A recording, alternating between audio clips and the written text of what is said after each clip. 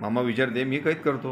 हो, येत्या 4 तारखेला या महाराष्ट्राची जी आमची ओबीसी बचाव यात्रा निघालेली आहे त्याचं आगमन धामणगाव विधानसभा क्षेत्रातील नांदगाव खंडेश्वर या नगरीत आहे.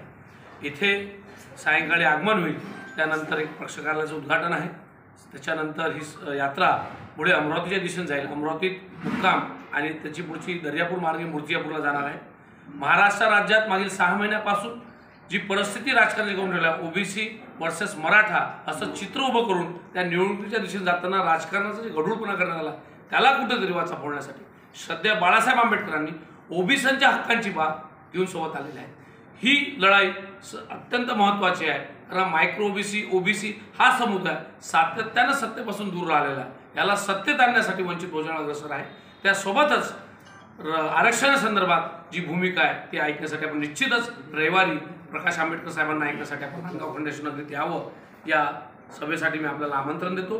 त्यासोबतच मोठ्या संख्येनं या आंदोलनात सहभागी व्हावं जेणेकरून सत्ताधाऱ्यांना राज्यकर्त्यांना याची कुठेतरी चुनक लागली पाहिजे की जी परिस्थिती आहे ती बदलण्याचं काम जनतेसाठी केलं पाहिजे. या अनुषंगाने ही यात्रा आहे.